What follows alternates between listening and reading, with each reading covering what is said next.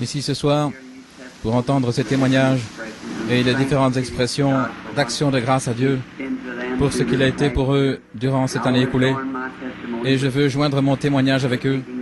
Je pensais, les sœurs là derrière, rendant témoignage du pain sur l'eau, et ensuite frère Slaughter, frère Graham parlant de quand tous les rouages de la vie mortelle s'immobiliseront. Peut-être c'est incompris ici-bas, mais là devant le trône, Dieu connaît tout au sujet de toutes choses. Ainsi, nous sommes simplement ici ce soir, comme on dirait, je ne crois pas au fait de tourner une nouvelle page ou quelque chose comme ça, et puis vous la tournez en arrière le jour suivant. Mais si nous venons pour nous donner à Dieu, pour l'adorer et le remercier pour ce qu'il a été pour nous et lui demander de continuer d'être avec nous, c'est tout ce qu'il y a de mieux. Je suis un peu fatigué ce soir. J'étais avec des gens hier soir, des invités, et je suis resté debout un peu longtemps, et aujourd'hui nous étions sortis pratiquement toute la journée. Et donc, je me sens un petit peu fatigué et je ne resterai pas très longtemps debout ici. Mais je veux donner la chair ensuite à Frère Funk. Il est notre orateur et ensuite Frère Woods, je pense, va suivre. Et alors, ainsi donc, s'ils resteront tous, il a dit aujourd'hui que je ne devais pas dire cela ici, vous voyez, mais je l'ai fait. Ainsi, j'ai frère Funk assis là derrière, il secoue la tête. C'est une petite plaisanterie pour lui, frère. Mais c'est juste, certainement, ils ont le privilège de suivre dans quelques minutes. Ainsi, nous avons beaucoup d'orateurs ici ce soir. Et il nous reste 3 heures. Et alors, nous essaierons de nous dépêcher aussi vite que possible. Et parfois, juste ces petites choses que je désire dire en ce moment, c'est concernant le témoignage de la sœur là-bas, sœur Leopard, je crois, c'est son nom. J'ai instauré un nouvel ordre ici, comme vous le savez, il y a quelques semaines, à propos des appels des gens au bureau. Et alors, frère Cox et les autres me retransmettront le cas, quoi que ce soit, et pour me laisser aller comme je me sens conduit à aller. Et oh là là, c'est la façon de faire. L'autre matin, en parcourant les différents appels, il y avait sœur Lake et son garçon qui avait un accident, je crois frère Cox m'en avait parlé, et on avait enlevé la rate et il était étendu là au point de mourir. Et un autre frère, avec lequel j'étais sorti dans la montagne cette année au cours d'un voyage, étendu là avec les intestins en hémorragie, peut-être un cancer, et en Californie, oh, partout, des appels de différentes personnes malades. Et j'étais sorti pour prier, je suis rentré, et ma femme m'a dit que frère Slaughter avait appelé quelque chose à propos d'une petite sœur Slaughter, à propos d'une petite fille qui était ici l'autre dimanche. Je suis entré, je me suis assis, je pensais, oh cher Dieu, j'ai tout ceci, je priais pour eux tous, et que veux-tu que je fasse? Et je continuais d'entendre au sujet d'un petit bébé. Eh bien, je retournais pour voir ce que nous avions au sujet d'un petit bébé, et j'ai appelé sœur Cox pour vérifier s'il y avait quelque chose à propos d'un petit bébé. Personne ne semblait connaître quoi que ce soit à propos d'un petit bébé. Ce n'était pas une vision, mais simplement une pression dans l'esprit d'aller vers le petit bébé, un petit bébé malade. La seule chose que je trouvais au sujet d'un bébé, c'était un bébé au Kentucky. Mais ça ne semblait pas être le cas, d'une manière ou l'autre. Et je pensais qu'une vision allait peut-être se manifester. Mais ce ne fut pas le cas. Et je suis retourné dans ma chambre pour prier. Et je pensais, qu'en est-il de ce bébé? Y a-t-il manière où je puisse penser à un bébé? Et dimanche passé ou dimanche d'avant, j'étais assis là et une petite fille est venue derrière moi me murmurer à l'oreille, « Priez pour ma petite sœur, un bébé. » C'était une petite fille, Leopard. Elle est peut-être ici ce soir, je ne sais pas, une petite gamine, une belle petite fille. Je me suis retourné et j'ai dit, « Très bien, ma petite chérie, comme ça. » Ainsi, j'ai incliné la tête et j'ai commencé à prier pour le bébé. Et puis j'avais oublié. Et aussitôt, à ce moment-là que c'est revenu à la pensée, quelque chose est arrivé. Je savais alors que c'était Dieu. Alors, j'ai été demandé à Meda où ils habitaient. Elle ne savait pas exactement. Ainsi, nous avons regardé dans l'annuaire pour avoir son numéro. Et j'ai dit qu'ils avaient un bébé malade il y a une semaine ou une dizaine de jours. Un bébé malade. Et il y avait quelque chose à ce sujet. Regardez. Et j'ai téléphoné là-bas et personne ne répondait. J'ai appelé Madame Cox ensuite et j'ai eu la dame ici, sa mère. Ainsi, j'ai téléphoné à la maman et je lui ai dit ce qu'il en était. Elle est peut-être ici. Je suis désolé de ne pas reconnaître cette femme. Je connais peut-être son visage.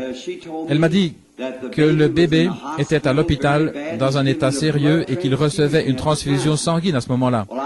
J'ai dit, sœur, je ne sais pas, je ne peux pas dire que c'est une vision maintenant parce que ce n'est pas le cas, mais il y a quelque chose en moi qui me pousse vers ce bébé.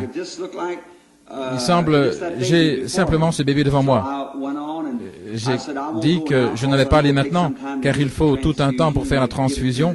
Je crois qu'ils la font dans la tête, donc je sais que c'est très douloureux.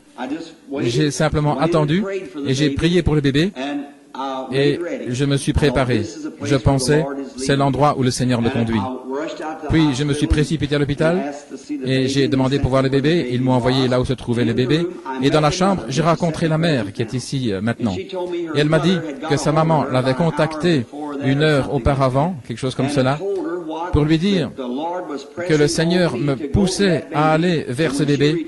Et quand elle est retournée vers le lit, le bébé était en train de rire et de gigoter. Je suis arrivé là et le petit gars était simplement en train de se démener, de rire, de boire son biberon tout aussi normalement que n'importe quel enfant. J'ai simplement posé la main sur le petit gars, vous voyez, et je l'ai béni et puis je suis sorti et j'ai entendu la mère dire il y a quelques instants qu'il l'avait ramené à la maison.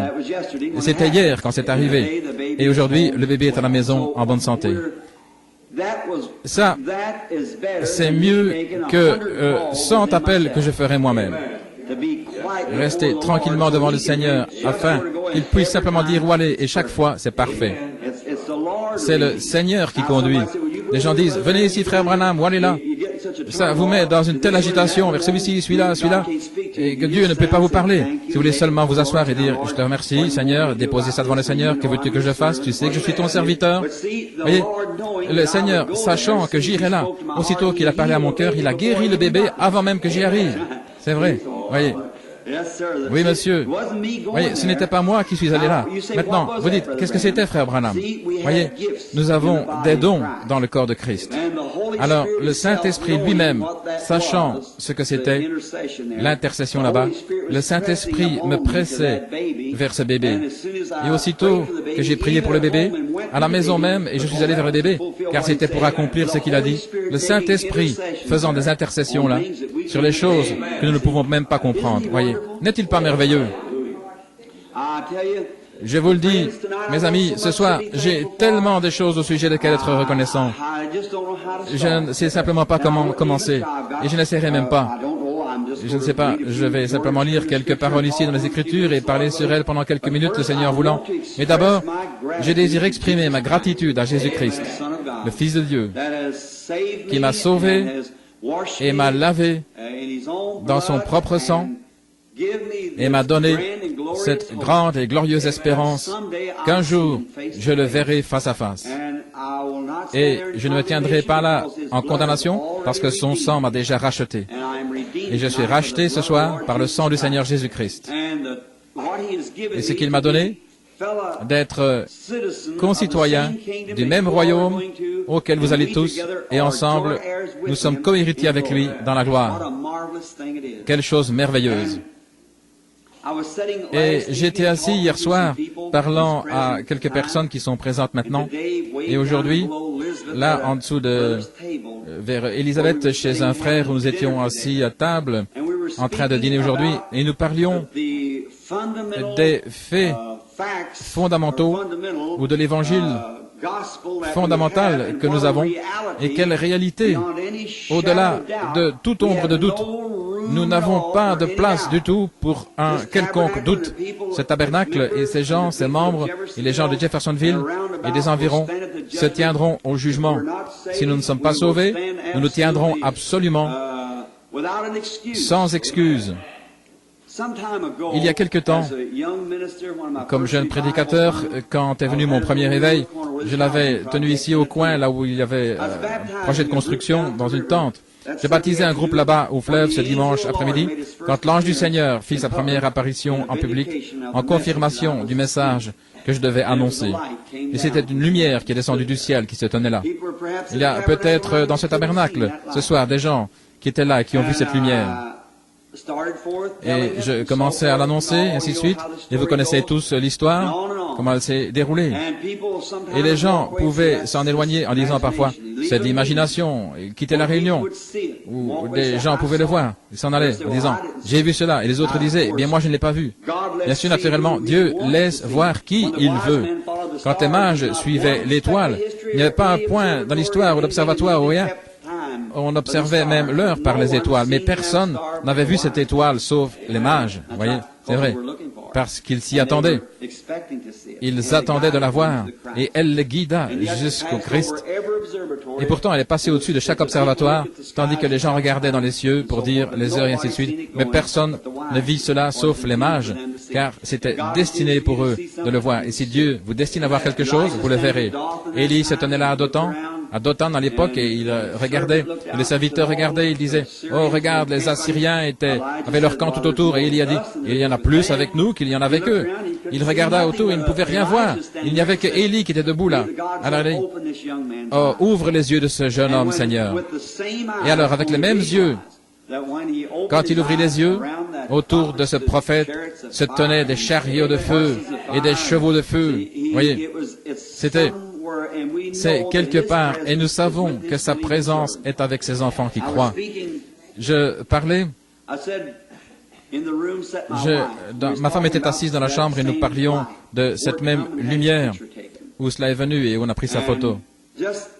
Et simplement en se référant ce soir à ce phénomène, je crois qu'au moins une, deux ou trois personnes, je pense, se trouvent maintenant dans le bâtiment.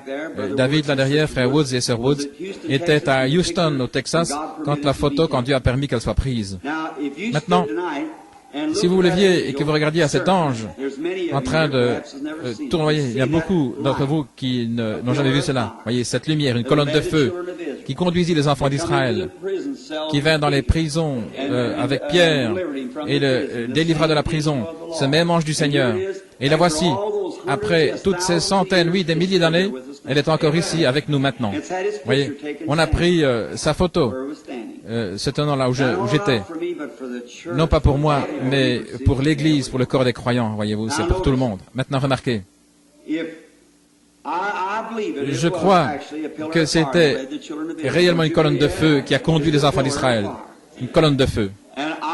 Et je crois réellement que cette lumière est venue dans la prison où Pierre se trouvait. Ne croyez-vous pas ce témoignage? Je le crois de tout mon cœur. Plus que je crois que mon nom est William Branham. Je crois cela, voyez. Je crois cette histoire. Mais cependant, nous avons une preuve plus stricte et fondamentale que cela. Certainement. Nous avons une preuve plus stricte et fondamentale. Maintenant, je crois cela par la foi. Et qu'en est-il si l'ange du Seigneur se tenait ici maintenant en train de tournoyer et que chacun de vos yeux était visualisé pour voir cela? Ce serait bien. Mais regardez la photo est de loin une preuve plus importante que la regarder avec vos yeux, n'est-ce pas vrai? Parce que vous pourriez avoir une illusion d'optique, mais cette caméra ne prendra pas une illusion d'optique. C'est pas possible parce que c'est un appareil photo et il prendra l'image réelle, ça doit être là pour frapper l'objectif.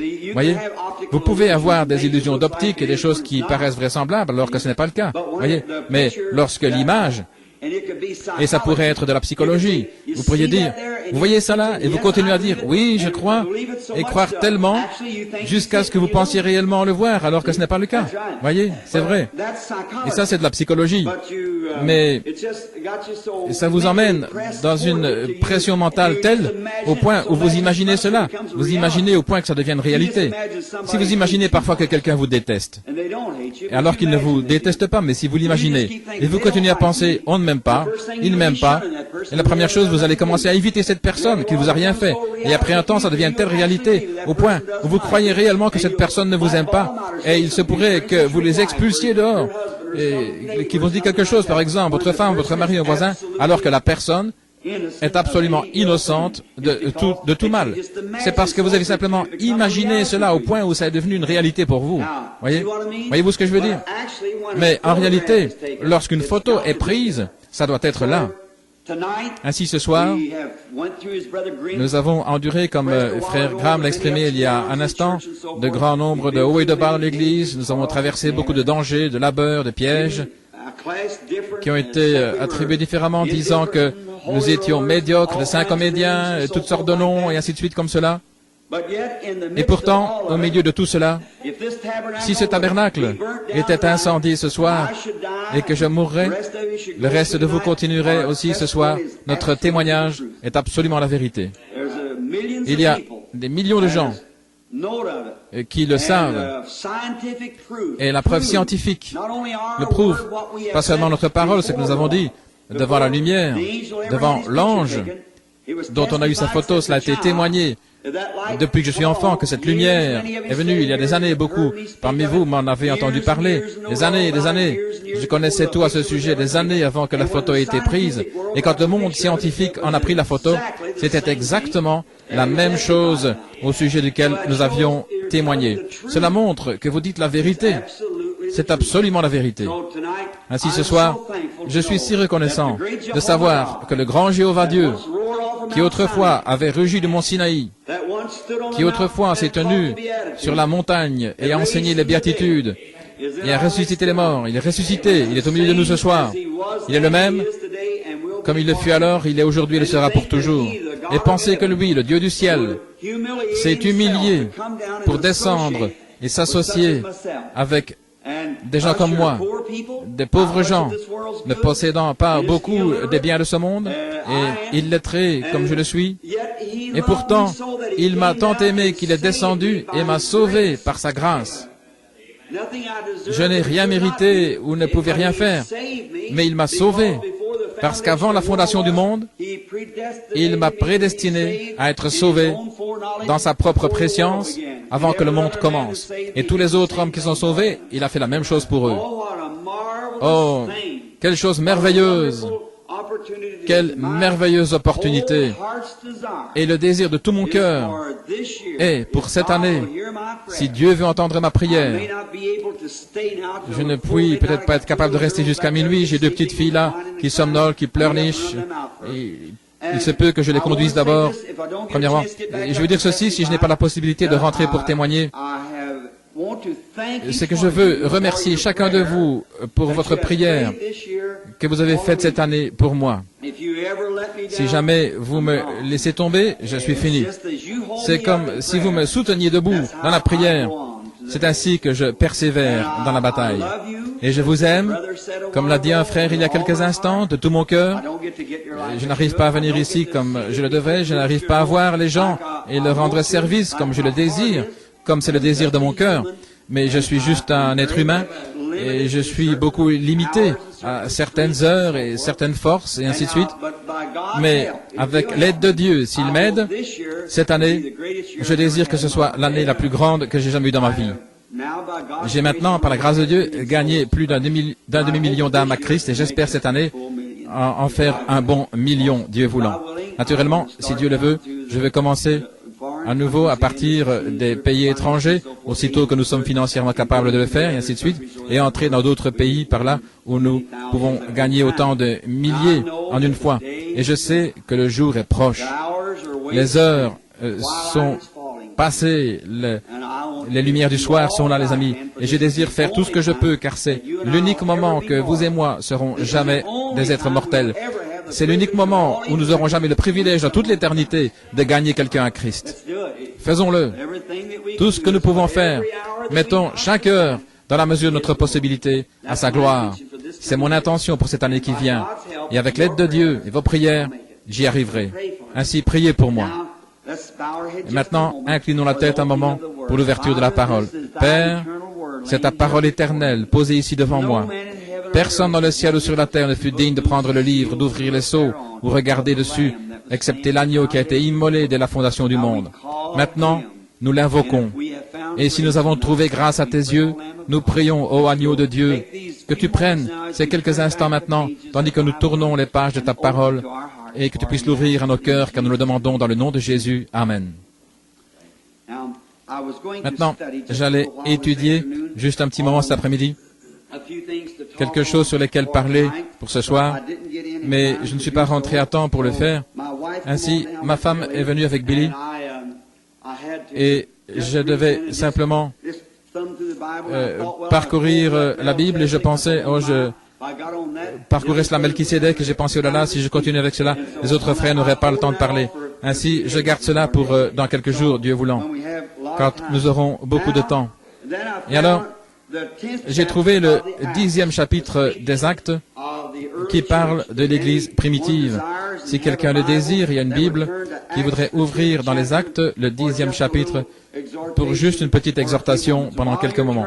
Et pendant que vous ouvrez, je donnerai une petite avant-première du passé. Dimanche passé, il y a une semaine, je crois, ou c'était le dimanche d'avant, nous avons étudié dans le livre des Actes concernant l'Église primitive. Nous sommes dans Acte 2, je crois, où quand ils laissèrent aller, comment Pierre leur a dit, comment ils devaient se repentir, être baptisés dans le nom de Jésus-Christ pour la rémission de vos péchés et recevoir le Saint-Esprit. Maintenant, je voudrais faire une petite expression. Est-ce que tout le monde entend bien ici à partir de l'estrade? Écoutez, tout le monde a dit, frère Bill, personne ne vous comprend. Eh bien, je suis peut-être quelque peu étrange, vous savez, mais ce n'est pas mon intention. Mais j'ai mes idées des choses et mes convictions. Et je suis entièrement convaincu que beaucoup de choses qui sont dans les Écritures sont apostoliques, sont celles que nous ne réalisons pas en ce jour. Par exemple, une chose, beaucoup de gens ont dit, comment, lorsque vous sortez dans ces réunions évangéliques, comment recevez-vous 30 000 personnes à l'autel pour être sauvées? Ils n'ont pas à venir à l'autel pour être sauvés. La seule chose qu'ils doivent faire, c'est croire au Seigneur Jésus-Christ. Est-ce vrai? Je veux juste vous demander quelque chose, et pensez-y. Alors, j'aurai vos lettres la semaine prochaine.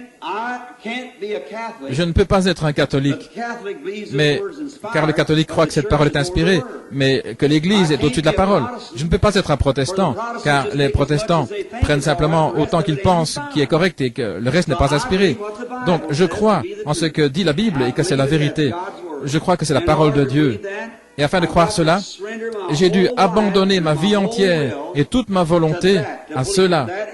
Croire que c'est la vérité et qu'il n'y a rien d'autre que cela qui soit la vérité. Il n'y a rien à ajouter, rien à retrancher. C'est simplement comme c'est censé être. Et quiconque retranchera de ce livre y ajoutera, ça sera retranché. Quiconque retranche ou ajoute, c'est l'entière volonté de Dieu.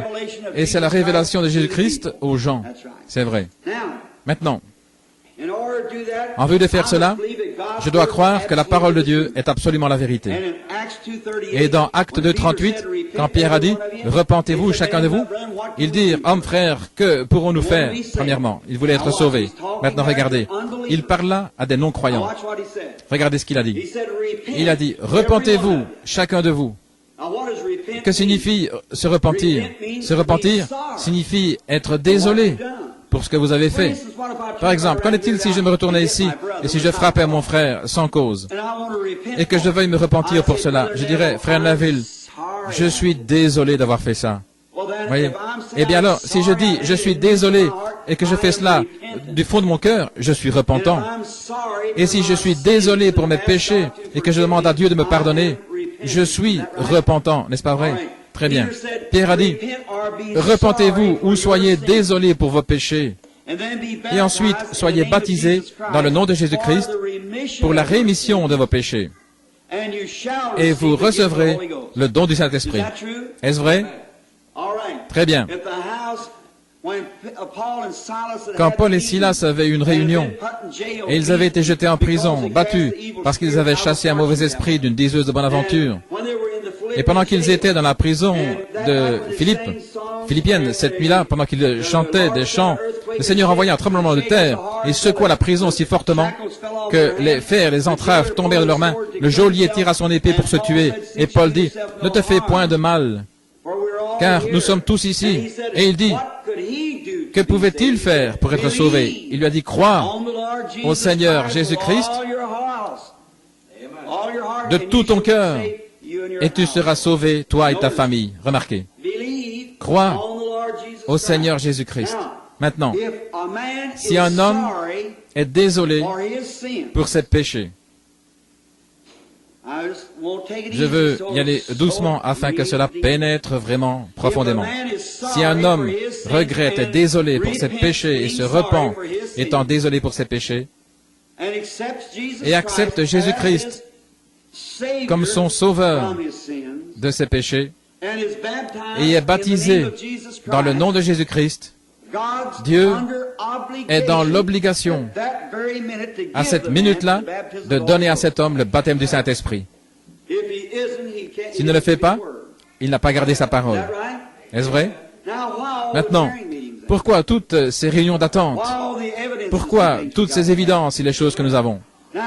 Maintenant, Jésus a dit, dans Saint Jean 5, 24, « Celui qui écoute ma parole et qui croit en celui qui m'a envoyé a la vie éternelle qui dure à toujours. » Maintenant, si c'est la vie qui dure à toujours, que signifie pour toujours?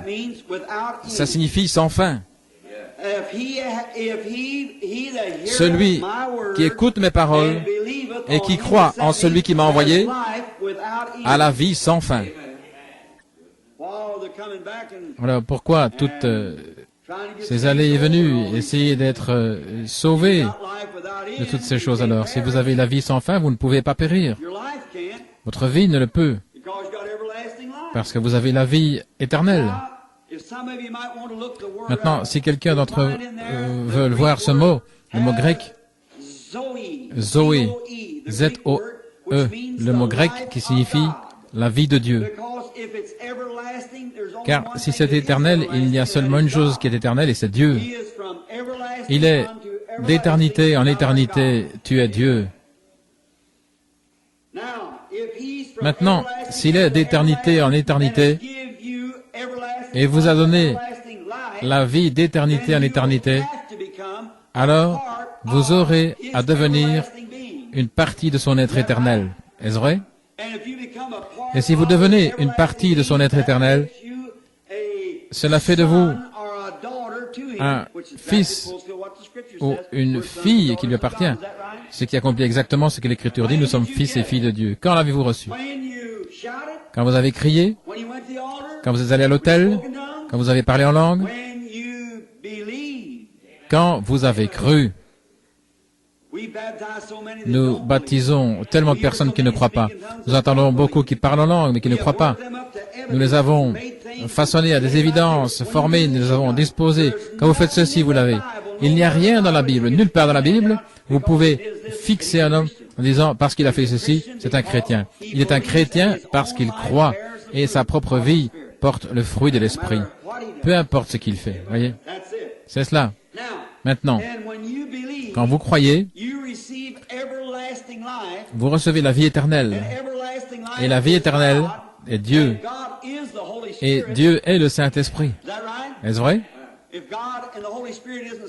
Si Dieu et le Saint-Esprit, c'est la même personne, alors Jésus avait deux pères. Jésus a dit que Dieu était son père, et la Bible dit que le Saint-Esprit était son père.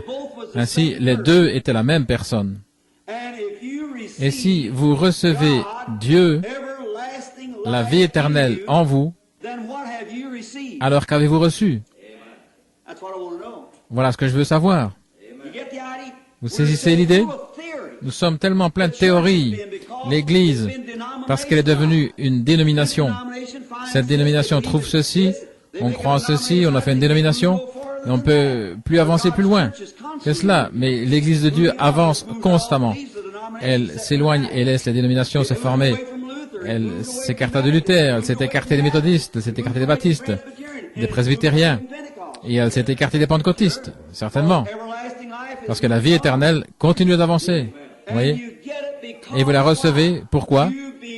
Parce que vous croyez au Seigneur Jésus-Christ. Maintenant, il y a ces deux choses, regardez. Vous êtes soit un incrédule ou un croyant. C'est soit le jour ou la nuit. Est-ce vrai? Maintenant, je ne peux pas dire une grande partie de ceci est la nuit, juste ce que je vois à travers cette fenêtre. Non, la chose entière est la nuit. C'est vrai. Maintenant, comme je l'ai souvent dit, fumer des cigarettes, chiquer du tabac, boire du whisky, ce n'est pas péché. Ce sont les attributs du péché. Vous faites cela parce que vous êtes un incrédule.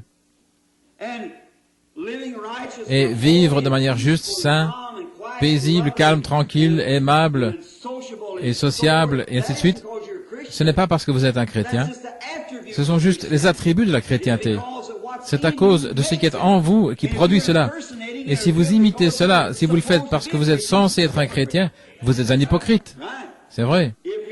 Si votre vie n'est pas une vie de douceur, parce qu'en vous, il y a quelque chose qui se manifeste. Et c'est ça qui le fait, qui vous fait sentir de cette manière. Vous traverserez les épreuves, des ennuis, des hauts et des bas, et être incompris, ça n'a rien à voir avec cela. Lorsqu'Israël rétrograda et allait en Égypte, ils étaient rétrogrades, ils n'avaient jamais perdu leur alliance. Ils avaient perdu la joie de leur salut. David n'a pas dit « Restitue-moi mon salut », mais il a dit « Rends-moi la joie de mon salut ». Son salut a dû rester le même. Mais il a fait ce qu'il ne fallait pas, il a perdu la joie de son salut. Voyez-vous ce que je veux dire? Quand avez-vous été sauvé? Quand avez-vous été sanctifié? Quand avez-vous été rempli du Saint-Esprit? Quand vous avez cru au Seigneur Jésus-Christ. Car c'est là que vous avez reçu la vie éternelle. Mais ensuite, à partir de là, vous avez commencé à grandir. Vous avez commencé à grandir. Vous avez grandi à travers la sanctification, à travers le Saint-Esprit, à travers le parler en langue, et toutes ces choses. Mais vous avez reçu la vie quand vous avez cru. Mais où est-ce que je veux dire? Et maintenant, certains ont déjà reçu la vie, et vous essayez de les emmener à faire quelque chose alors qu'ils n'ont pas encore atteint ce niveau. Et la Pentecôte est arrivée à l'endroit où l'Église arrive maintenant à l'adoption ou au placement des fils.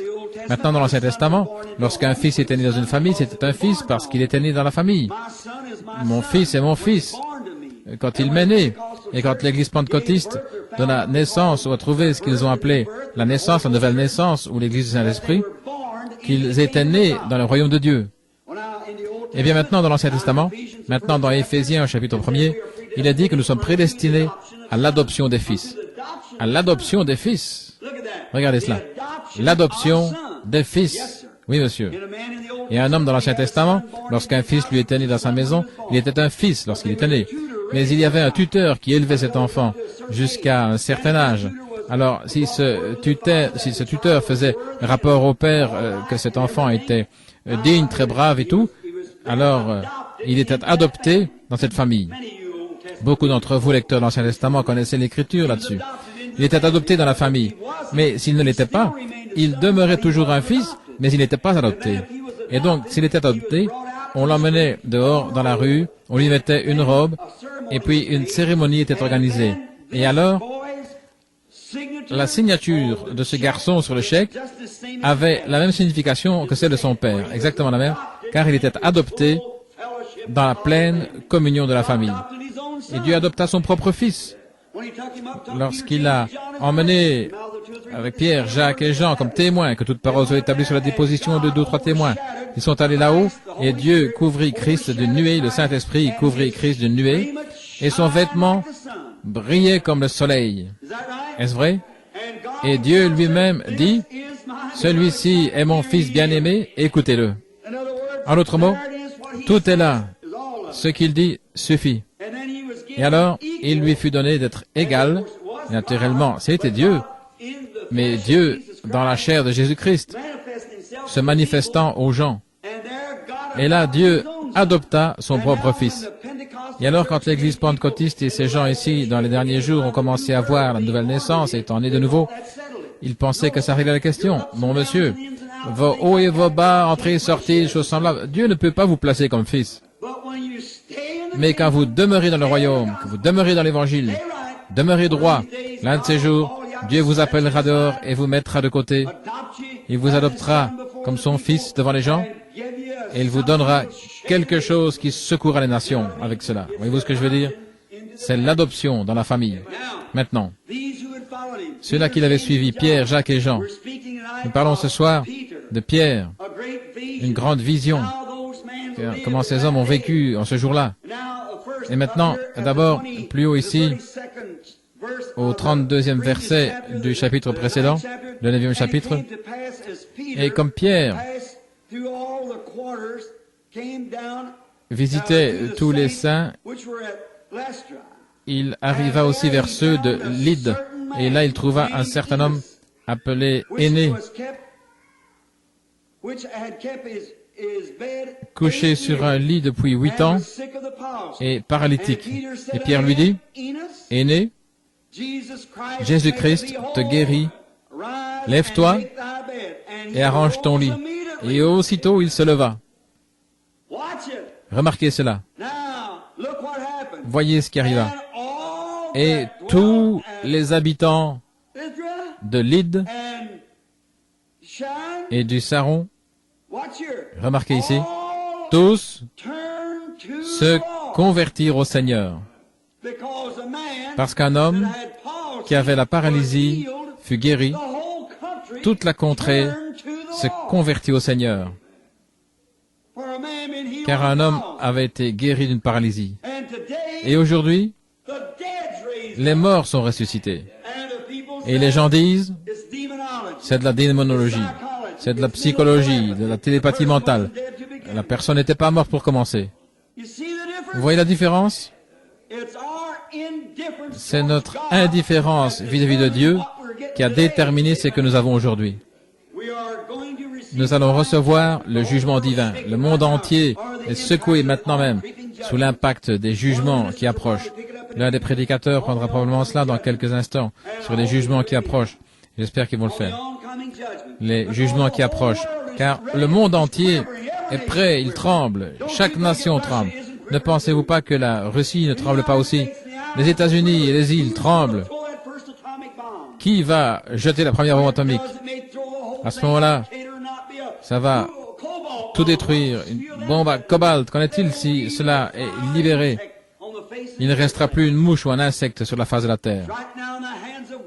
Et dès lors, entre les mains des hommes méchants, pécheurs, destinés à l'enfer, et votre destination de ce séjour terrestre, j'ai dit le séjour terrestre, est confié aux mains des hommes méchants et pécheurs. Il ferait mieux de veiller où est engagée la destination de votre âme. Si elle n'est pas engagée vers le ciel et vers Dieu, tournez-vous ce soir avec tout votre cœur et ne laissez pas la vieille année s'écouler sans vous tourner vers Dieu, car votre destination terrestre est déterminée par les mains des hommes méchants, cruels, froids de cœur et athées. Et c'est là qu'est déterminé votre corps. Quoi qu'on veuille faire à propos de cela maintenant, ça vous achèvera. Que Dieu ait pitié. Et Dieu, dans sa tendre miséricorde, envoie des signes, des prodiges, des miracles et tout, il prêche l'évangile, et les gens s'en détournent constamment. Alors comment pouvez-vous vous attendre à autre chose qu'au jugement? Vous devez le recevoir. Et un homme étant guéri de la paralysie, toute la contrée s'est tournée vers Christ.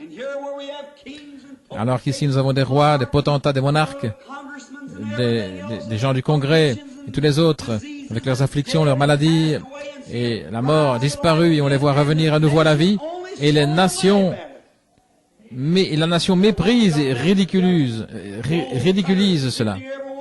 Oh frère, que nous reste-t-il si ce n'est le jugement? S'il n'y a jamais eu un temps où Dieu a réveillé son peuple, c'est bien aujourd'hui. Pour cette année qui vient, puisse Dieu oindre ses prédicateurs comme des flammes de feu, car vous êtes dans les derniers jours, les temps de la fin. Regardez ici, ce même homme est descendu, il y avait une fille nommée Tabitha, qui signifie Dorcas, qui mourut lorsqu'elle était là-bas. Et Pierre était monté à Joppé, on envoya le chercher, on l'y amena, il entra là, elle était étendue, un cadavre, il fit sortir tout le monde, il se mit à genoux, il pria, ayant terminé, il s'avança, la prit par la main et la fit se lever. Et elle fut rétablie, elle était en vie. Regardez ce qui est arrivé. Et il arriva juste avant cela, et cela fut connu dans tout Joppé, et beaucoup crurent au Seigneur. Beaucoup ont cru. Et aujourd'hui, on dirait, je doute fort qu'elle ait été morte. Elle était juste dans le coma, ou quelque chose comme ça. Je ne crois pas à une chose pareille. Voyez-vous, il se débarrasse de tout par vos explications. Quand vous faites ça, avec le surnaturel, vous vous débarrassez du Dieu même que vous adorez. Certainement. Il est le Dieu surnaturel. Très bien. Maintenant, arrêtez ces apôtres, frères. Ils avaient été avec Jésus. Ils ne se souciaient pas de ce que quiconque disait. On les fait venir là une fois, et leur dit que les jours de miracle étaient passés, et on les a fouettés, les a mis en prison, on les garda toute la nuit, et le matin suivant, ils furent passés en jugement, et on vient découvrir qu'ils étaient ignorants, illettrés, mais ils pouvaient remarquer qu'ils avaient été avec Jésus. Ayant été relâchés, ils n'allèrent plus jamais consulter le séminaire. Ils allèrent vers les leurs, et lorsqu'ils s'assemblèrent, expliquant ce que le Seigneur avait fait, ils s'assemblèrent et ils firent cette prière, « Seigneur !» Et cela s'accomplit ce qu'avait dit le prophète. Pourquoi ce tumulte parmi les nations et ces vaines pensées parmi les peuples? En disant, vraiment, donne-nous la puissance en étant dans la main de ton saint enfant Jésus pour guérir les malades, que des signes et des prodiges s'accomplissent. Et pendant que ces gens priaient d'un commun accord, le bâtiment trembla là où ils étaient assemblés. Ce dont nous avons besoin ce soir, c'est d'une réunion de prière dans l'unité où nous nous lions tellement ensemble d'un cœur et d'un commun accord et faire une prière comme cela. Alors nous aurons un autre moment de tremblement. Amen. Remarquez, Pierre, autrefois, celui qui avait renié le Seigneur, autrefois, celui qui ne croyait pas en lui, ou qui l'avait renié et qui alla pleurer amèrement, il s'est repenti. Maintenant, il a reçu le Saint-Esprit. Écoutez-le prêcher. Et il y avait à Césarée un homme nommé Corneille, un centurion dans la cohorte italienne. Cet homme était pieux, il craignait Dieu avec toute sa maison. Et il faisait beaucoup d'aumônes au peuple. Et il priait Dieu continuellement. Quel homme! Maintenant, rappelez-vous qu'il était un païen, pas même un juif. Il était un gentil, un centurion, établi sur une centaine d'hommes. Mais c'était un homme craignant Dieu. Dieu a toujours trouvé parmi les gentils des hommes craignant Dieu. Pendant que je marchais aujourd'hui avec un jeune homme, j'ai dit, quand j'arriverai au ciel l'un de ces jours, une chose que je désire faire, c'est d'aller serrer la main à un certain gars. Et il a parlé à propos de celui qu'il voulait voir. Et il voulait lui serrer la main et pour différentes choses. Et comment Dieu a béni les gens. Et lorsque Uri, après que David ait pris Bathsheba comme femme, et on l'envoya chercher, on l'amena et elle devint enceinte, et il la fit retourner afin de pouvoir mettre cela sur le dos d'Uri. Et il n'était pas un gentil. Il n'était pas un juif, c'était un gentil. C'était un Héthien, un prosélyte à la religion juive. Et il lui dit d'aller chez lui et de rester un moment avec sa charmante et belle femme. Et il a dit, à Dieu ne plaise que je fasse une chose comme cela, pendant que l'arche de Dieu est sur le champ de bataille. Et il refusa de le faire. Et frère, quand j'entrerai dans la gloire, je désire aller voir Uri et lui serrer la main, en disant que Dieu soit loué, car ton témoignage a signifié quelque chose pour moi dans mon séjour terrestre. Je désire aller voir Daniel et lui dire, tu sais Daniel, lorsque tu es là sans crainte devant ces lions, ce témoignage a signifié quelque chose pour moi. Oui, monsieur. Je veux voir l'apôtre Pierre et dire, Pierre, cette nuit-là, quand tu étais en prison, et le Seigneur est venu dans une grande lumière et a brillé sur toi. Oh, j'avais toujours admiré cela. Et tu avais commencé à suivre cette lumière et la porte s'ouvrit devant toi et elle te prit jusque dans la rue. Tu avais pensé que tu étais en train de rêver. Quel temps! Il n'y aura pas d'endroit tranquille dans le ciel quand tous les rachetés s'assembleront là. Ce sera quelque chose de merveilleux qui arrivera là-haut quand tous les rachetés y entreront.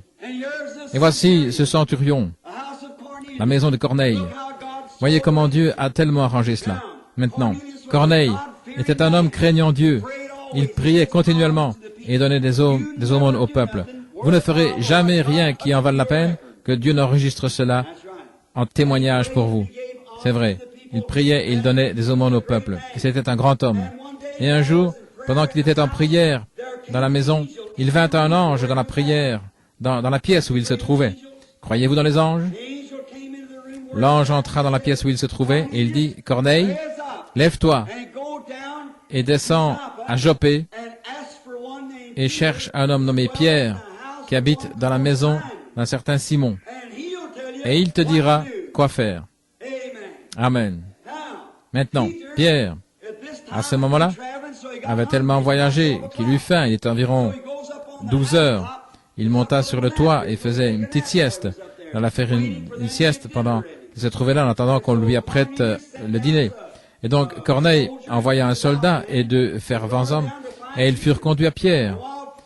Et entre-temps, Dieu, s'il envoie quelqu'un pour vous voir, il fait tous les arrangements à l'avance pour que cette chose arrive.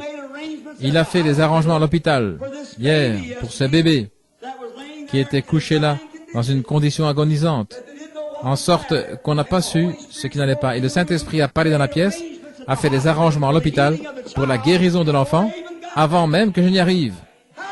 Alléluia.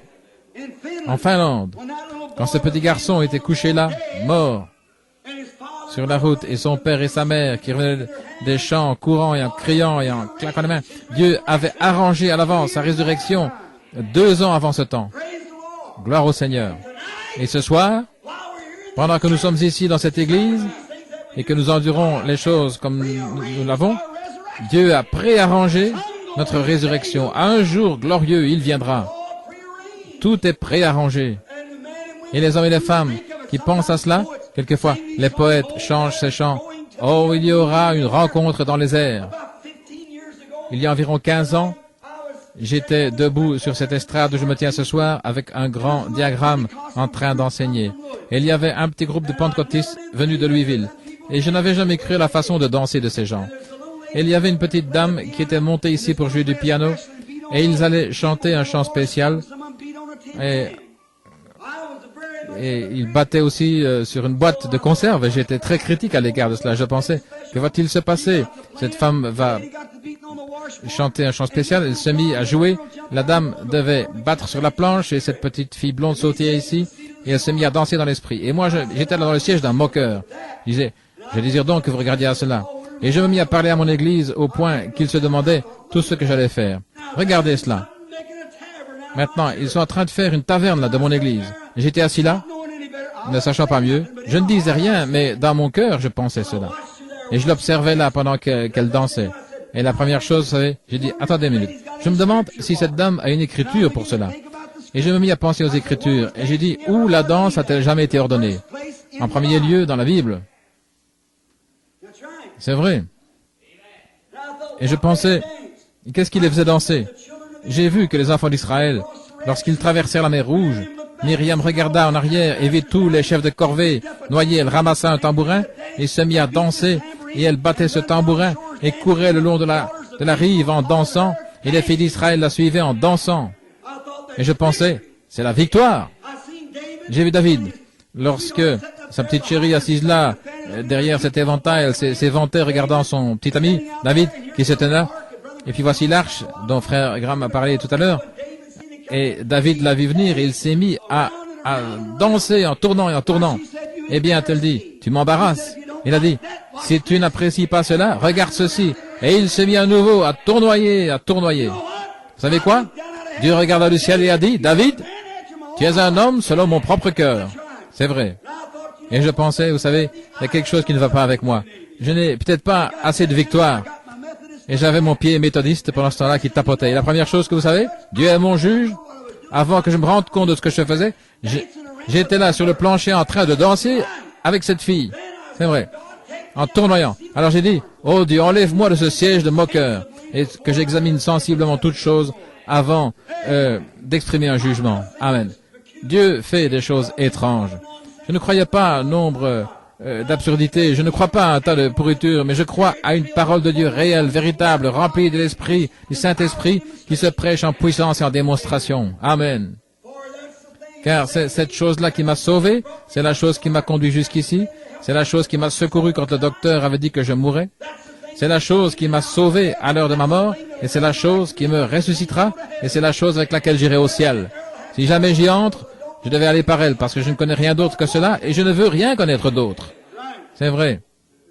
Connaître Jésus et lui crucifier, et c'est tout. S'il est crucifié, alors cela crucifie ma chair avec la sienne, et je suis mort aux choses du monde. Bien, amen. Vous savez, je deviens religieux. Je commence à me sentir comme ça. Remarquez. Mais voici. Oh là là, quel temps! Quelle merveilleuse réunion ils avaient. Corneille dit, allez donc là-bas, demandez celui qui est nommé Pierre. Il dit, il n'avait jamais entendu parler de lui auparavant. Et Pierre là-haut pensait, Seigneur, je ferai une petite sieste juste avant de prendre mon dîner. J'ai tellement faim, je suis fatigué. Et alors, il est entré dans une transe. Les Écritures le disent. Je crois qu'il est tombé dans une transe. Oui. Et à ce moment-là, il a vu une nappe descendre, toute pleine de reptiles. Et une voix dit, lève-toi, tue et mange. Et il a dit, non, Seigneur, je suis un juif. Rien d'impur, de souillé n'est jamais entré dans ma bouche. Il a dit, n'appelle pas souillé ce que j'ai purifié. Et il dit, lève-toi. Il y a quelqu'un qui t'attend à la porte. Va de l'avant, ne doute de rien, suis-le. Amen. Maintenant, Pierre, avec ses manières un petit peu béates, vous savez, il avait, comme que dirait, un certain prestige parmi les gens. S'il devait veiller sur ce qu'il mangeait, c'était un juif. Il avait été élevé un rigoureux presbytérien, vous savez, quelque chose comme cela. Il devait veiller sur ce qu'il faisait à cause de son église. Ainsi le Seigneur dit, suis ces gentils, ne prête aucune attention à ce qui se fait ou quoi que ce soit. Et lorsqu'il est dans la maison de Corneille, sur le champ, Corneille rassembla tous les siens. Et il lui raconta comment il avait vu l'ange. Et il dit, et donc, Pierre, j'ai envoyé te chercher. Et lorsque Pierre se mit debout là, il commença à prêcher. Alors que Pierre prononçait ces mots, le Saint-Esprit descendit sur eux. Et ils furent tous remplis du Saint-Esprit. Et ils se mirent à prophétiser et à parler en langue. Ils passèrent un temps merveilleux. Et il dit, peut-on refuser l'eau?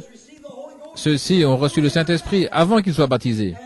Et il ordonna qu'ils soient baptisés au nom du Seigneur Jésus.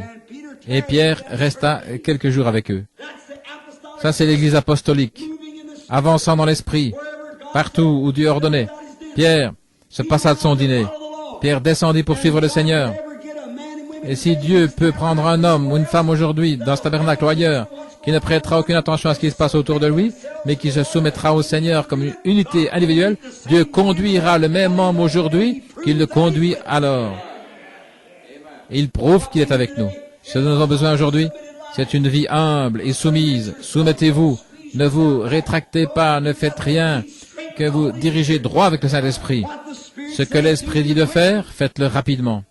Ne dites pas, eh bien, j'attendrai pour découvrir ce qu'est ceci et cela. Ce que le Saint-Esprit dit de faire, allez le faire. Et si je n'étais pas allé en Finlande quand le Saint-Esprit m'a appelé là? Et si je n'étais pas allé à l'hôpital hier, où ce petit bébé était là, agonisant? Si je n'étais pas allé? L'obéissance vaut mieux que le sacrifice. Faites ce que le Saint-Esprit dit de faire. Ce dont nous avons besoin ce soir, c'est de nous libérer de toutes nos vieilles petites idées étreignantes et laisser le Saint-Esprit vous être enseigné. Si vous savez ce qui est bien et ce qui est mal, mais ce que vous avez besoin ce soir, c'est d'un gros paquet d'amour de Dieu déversé dans votre cœur, toutes les différences étant enlevées, enterrez cela avec la vieille année, tandis qu'elle s'écoule, et commençons une nouvelle vie, un nouveau commencement. Si vous êtes déjà né dans le royaume de Dieu, vous avez déjà reçu le Saint-Esprit en vous. La seule chose que vous avez à faire, c'est de vous libérer de ces choses du monde qui vous retiennent. Dites, rejetons tout fardeau et le péché qui nous enveloppe si facilement, et courons avec patience la vie, la course qui est placée devant nous. Hébreux, 12e chapitre. Rejetez les fardeaux. Pourriez-vous imaginer les mages venant voir Jésus? Je prendrai juste un petit drame pour un moment. Je peux voir trois mages. Disons qu'ils étaient trois. Jim, John et George. Disons que c'était leur nom. Ils étaient venus voir Jésus. Et je peux les voir tous s'apprêter pour partir. Nous prendrons ce gars, Jim. C'est un homme. Tout à fait. Il court vers sa femme et lui dit, « Ma femme, tu sais quoi? J'ai vu l'étoile, donc je dois m'en aller. » Et ainsi, il alla faire ses bagages pour s'en aller. C'est ce qui ne va pas avec les gens aujourd'hui. Ils essaient de faire leurs bagages pour devenir chrétiens. S'il y a quelque chose dont vous avez besoin, c'est de défaire les paquets pour devenir un chrétien. Il y a trop de choses qui sont accrochées. Comment dit-il maintenant, tu sais quoi? Je ne pourrais pas avancer à moins que je prenne ma table de jeu. Ainsi, il accroche ça sur le chameau. Tu sais, les autres garçons n'apprécieraient pas que j'aille si je n'ai pas avec moi ma table de jeu. Et toutes ces autres vieilles petites choses qui vous retiennent. Vous avez une petite boîte d'égoïsme que vous avez accrochée aussi. Et vous devez accrocher un peu de commérage, un peu de médisance, un peu de ceci. Et vous accrochez tout ça sur le chameau. La première chose que vous voyez, il bondit, le vieux chameau, il dit, allons, allons-y. Et le vieux chameau peut à peine bouger. Tellement écrasé qu'il devient presque bancal. et vous tracassez, vous plaignez toujours de votre église que vous fréquentez. Peut-être que c'est parce que vous êtes si chargé qu'elle ne peut marcher. Voilà le problème. Vous avez besoin de vous décharger, nettoyer, purifier et vous mettre en ordre. Amen. Qu'est-ce qui ne va pas avec moi? Remarquez. Voilà ce qu'il y a. Je peux voir les autres aller, avancer.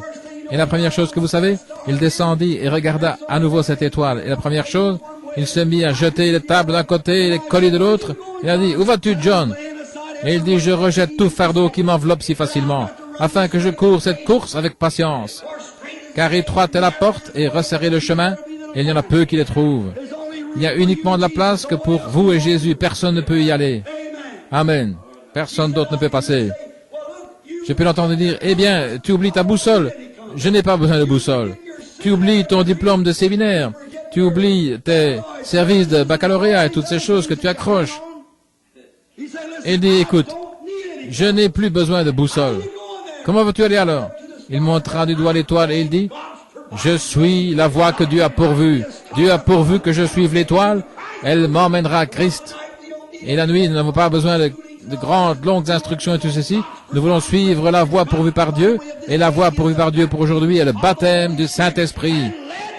Et tous ceux qui sont conduits par le Saint-Esprit sont fils de Dieu. Cela vous mènera à votre destination. Mettez de côté les fardeaux. Mettez de côté toute autre chose. Retournons au jour apostolique. Notre fondement est sûr. Dieu a pourvu pour nous par des signes, des prodiges, des photos et le reste. Il a prouvé qu'il est avec nous. Et autour du monde, ce glorieux, puissant évangile a balayé 1 500 000, les a envoyés dans le royaume de Dieu l'année passée. L'église pentecôtiste a eu plus de succès que toute autre église qu'il y a dans le monde l'année passée. Au nombre de conversions, 1 500 000 enregistrés. Alléluia.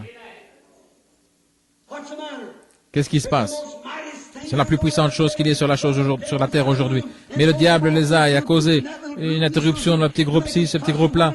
Ils font des histoires les uns avec les autres. Si jamais ils peuvent oublier leur égoïsme et leurs différences et se joindre ensemble, leurs mains, leur cœur, comme un seul, le millénium s'instaurerait. C'est de cela que nous avons besoin ce soir. Nous unir. C'est ce que le Branham Tabernacle a besoin de faire. C'est ce que toutes les églises ont besoin de faire. C'est de s'unir dans une fraternité, comme un individu, en Christ Jésus. Un bébé nouveau-né et marcher dans ce sentier étroit et resserré, regardant à l'auteur et le consommateur de notre foi, Jésus-Christ. Regardez ici, je ne dis pas ceci pour élever notre tabernacle et ses doctrines, mais je dis ceci, mes amis, allez voir dans le monde où vous voulez. Et nous disons ceci, pas en nous vantant, mais regardez ce que Dieu Tout-Puissant a fait pour cette petite église.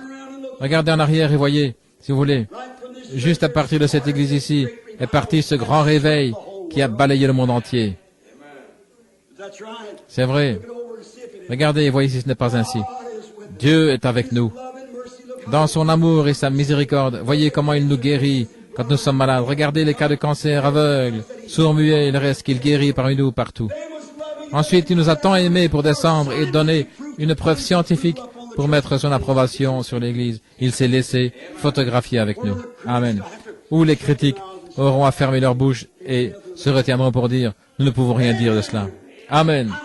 Je suis si content ce soir que je sois l'un d'entre eux.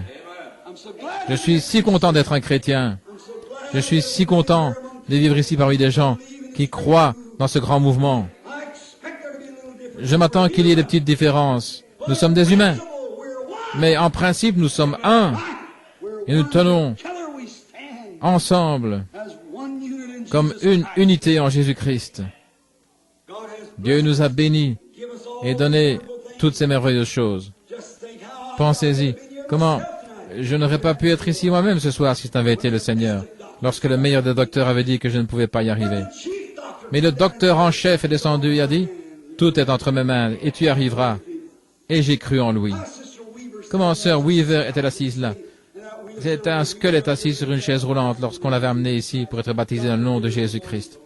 Et le docteur lui donnait de vivre jusqu'au matin avec un cancer qui la rongeait il y a 7 ou 8 ans. Et la voici ici ce soir avec nous. Combien plus pourrais-je citer ceux qui sont entrés ici par ces portes qui étaient estropiés, affligés, malades, boiteux, paralytiques et le reste, et qui ont été guéris juste par cette petite porte ici, comme témoins de la résurrection du Seigneur Jésus-Christ. Que devrions-nous être? Que devrait être ce Branham Tabernacle? Ça devrait être un phare qui est placé dans l'un des endroits les plus sombres du monde, Jeffersonville. Si jamais il y avait un endroit qui avait besoin de l'Évangile, c'est bien Jeffersonville. C'est vrai. Mais que peut-il sortir de bon de Nazareth? Il a dit, viens et vois. C'est vrai. Des endroits les plus sombres. Nous n'avons pas besoin de lumière pendant le jour, nous avons besoin lorsqu'il fait sombre. C'est là que Dieu envoie la lumière, dans les endroits sombres. C'est très difficile. C'est facile d'aller là où tout se passe paisiblement. Mais là où c'est difficile, des endroits rudes, des endroits accidentés, dois-je être transporté au ciel sur un lit de fleurs et de facilité, pendant que les autres ont combattu pour remporter le prix à travers des mers sanglantes, pendant qu'ici les gens se coupent les cheveux en quatre avec ces différences, 140 000 païens meurent chaque jour et vont rencontrer Jésus, rencontrer un Dieu juste et honnête, sans connaître quelque chose à son sujet. 140 000 meurent chaque jour. Les païens victimes de la mort qui n'ont jamais entendu le nom de Jésus-Christ, qui meurent chaque jour. Et nous disputons à savoir si nous sommes presbytériens ou méthodistes. Quelle disgrâce, quelle honte! Nous avons besoin d'une vision. Non pas simplement regarder juste ici, mais regardez là, au bout de la route, pas ici au bout de votre nez.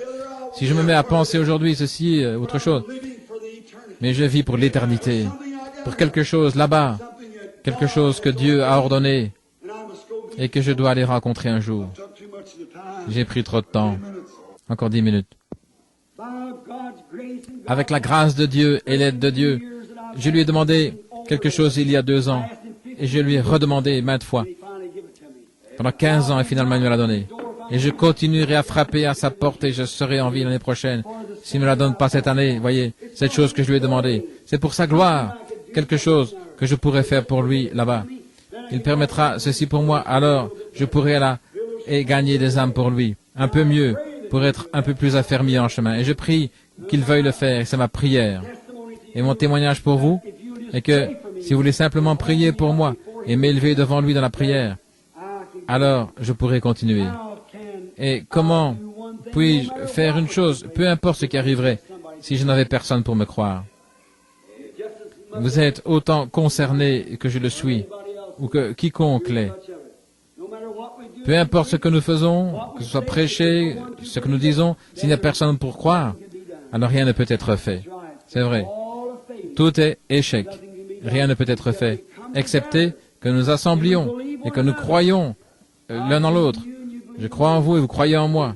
Et ensemble, nous croyons en Dieu. Et nous croyons que son esprit nous conduira. Maintenant, frère Funk, allez-vous venir? Vous tenez le bébé maintenant. C'est votre excuse, frère Woods. Je pense que vous êtes le suivant. Frère Woods dit frère Jackson. Très bien, et lui a adopté frère Jackson. Alors je pense que frère Jackson sera le suivant. Que le Seigneur bénisse notre frère Jackson, qui est le suivant. Est-ce que vous aimez le Seigneur? Très bien. Sœur Gertie, venez un instant. Je désire que vous chantiez un chant avec moi. Et tout le monde va chanter. Je vais essayer. Je suis enroué comme c'est pas possible. J'ai un gros rhume. Et quelque chose à la tête. Mais je désire que vous m'aidiez à chanter ce bon vieux chant. Donnez-moi le ton. Je ne sais pas ce que c'est, mais donnez-moi une note, car je veux chanter le ruisselle de sang, cet évangile que je prêche, qui ruisselle de sang. Ne croyez-vous pas? Très bien. Tous ensemble maintenant.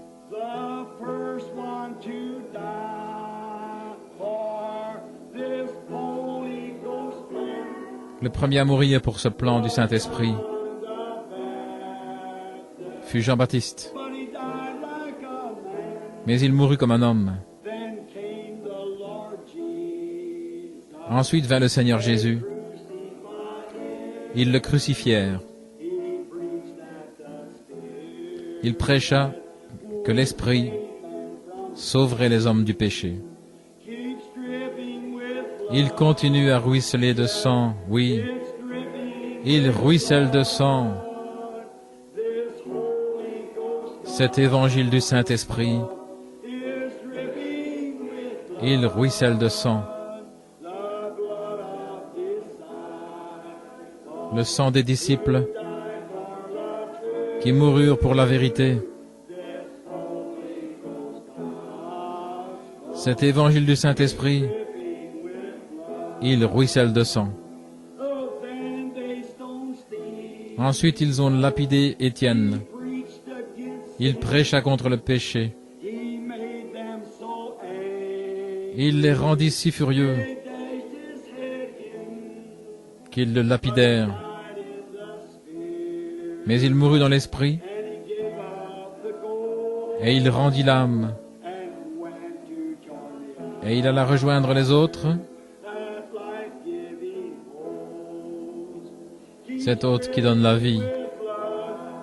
Il ruisselle de sang. Oui, il ruisselle de sang. Cet évangile du Saint-Esprit, il ruisselle de sang.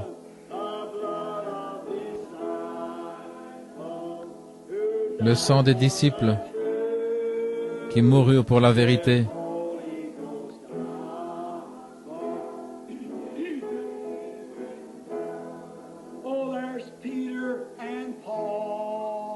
Il y a Pierre et Paul et Jean le divin. Ils donnèrent leur vie afin que cet évangile puisse briller. Ils mêlèrent leur sang comme les prophètes d'autrefois, afin que la vraie parole de Dieu puisse sincèrement être annoncée.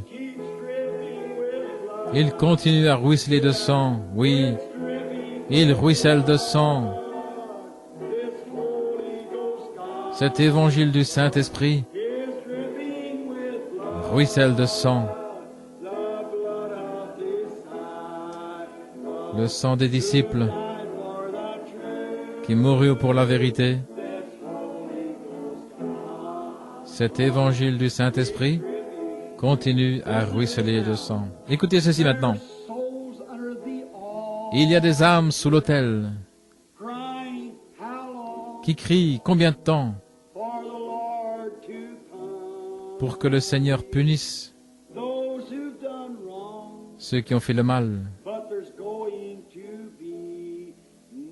Mais il y en aura encore plus qui donneront le sang de leur vie pour cet évangile du Saint-Esprit et son flot cramoisi. Levons-nous maintenant. Il ruisselle de sang. Oui. Il ruisselle de sang. Cet évangile du Saint-Esprit, il ruisselle de sang. Le sang des disciples qui sont morts pour la vérité. Cet évangile du Saint-Esprit ruisselle de sang. N'êtes-vous pas content d'être l'un d'entre eux? Quel genre d'évangile? Le même évangile qui leur fut donné, les mêmes signes, les mêmes prodiges qui suivent, la même colonne de feu, le même Seigneur Jésus, la même guérison des malades, la même puissance de l'Esprit, tout qui continue d'avancer, et les mêmes persécutions qui arrivent. Cet évangile du Saint-Esprit ruisselle de sang. Tous ensemble maintenant. Tournez-vous et serrez la main de quelqu'un et dites que le Seigneur soit loué.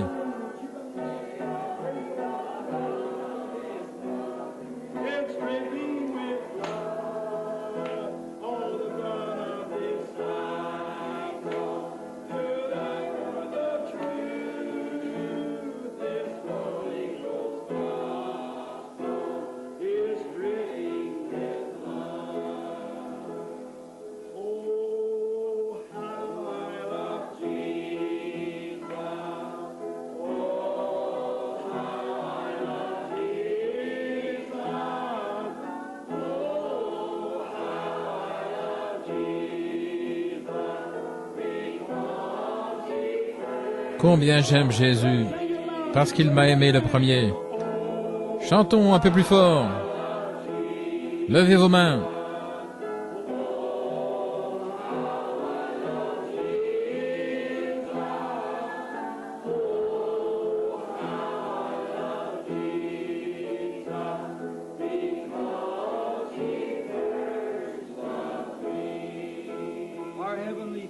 Notre Père céleste, nous te remercions ce soir pour le Seigneur Jésus-Christ, pour sa puissance, pour son amour, et de savoir que dans le grand et noble jour dans lequel nous vivons, quand les prophètes d'autrefois virent à l'avance ce jour et donnèrent des commandements à son sujet, disant comment les hommes seraient emportés, hautains, amoureux du plaisir plus que de Dieu, ayant une forme de piété, mais renieraient ce qui en fait la force. Quand il a dit qu'il y aurait des moqueurs dans les derniers jours, et ils se moqueraient et ridiculiseraient, nous vivons là-dedans, Père. Il y aurait des raz-de-marée ébranlant les côtes, les bords de la mer, toutes ces grandes prophéties qui s'accomplissent, et des grands signes et des prodiges qui apparaissent dans les cieux, tels que des soucoupes volantes et le reste. À cause de ces signes, le monde serait dans l'effroi et tremblerait. Cela provoquerait des tremblements de terre en divers lieux et toutes sortes de choses, perplexité de temps et la détresse parmi les nations. Et il a dit en ce jour-là, alors Israël fleurirait. Alléluia. Cette vieille étoile de David à 6 branches est en train de flotter au-dessus de Jérusalem ce soir pour la première fois depuis 2500 ans. Les nations se disloquent. Le figuier bourgeonne. Tous les autres arbres bourgeonnent. Les méchants bourgeonnent. Le romanisme bourgeonne. Le communisme bourgeonne. Et ton Église produit des bourgeons. C'est le printemps qui arrive.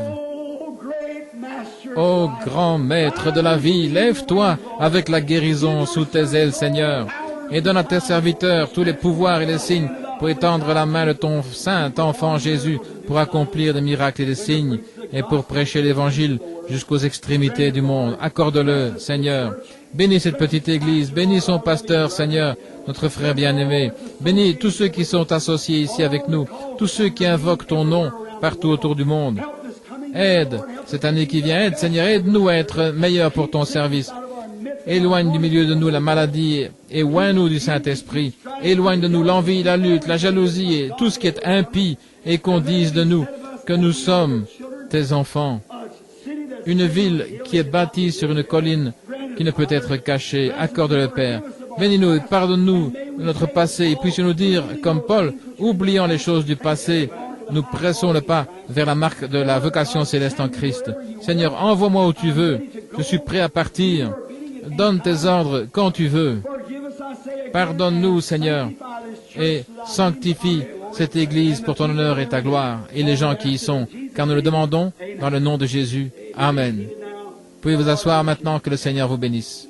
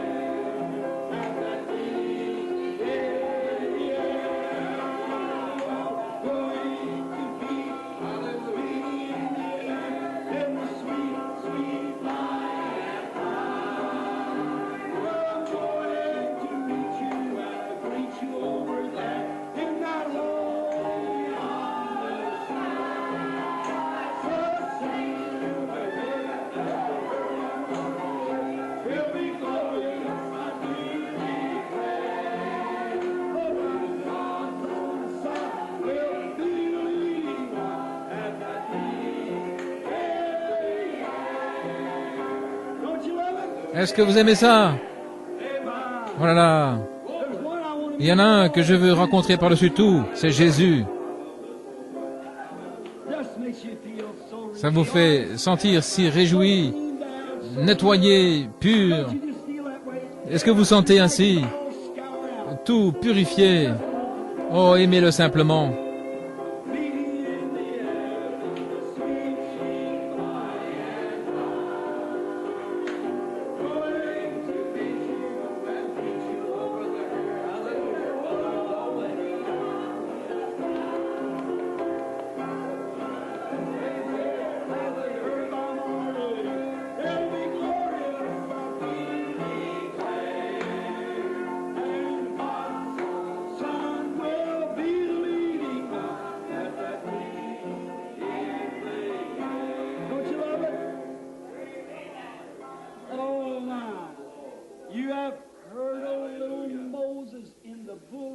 Vous avez entendu parler de Moïse dans les roseaux et de David sans crainte, avec sa fronde.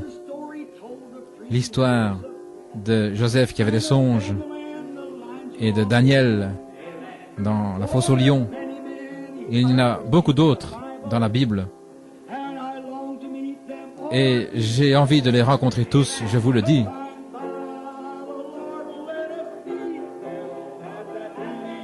Et Dieu nous laissera les rencontrer dans cette réunion dans les airs.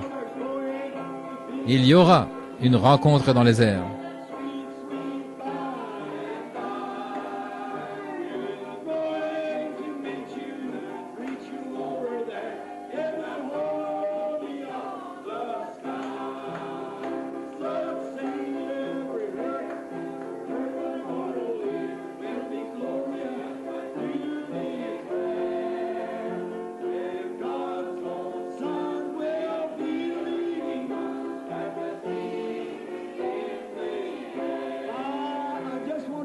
Oh, je veux simplement être là, et pas vous. Combien disent par la grâce de Dieu, je veux être là. Par la grâce de Dieu.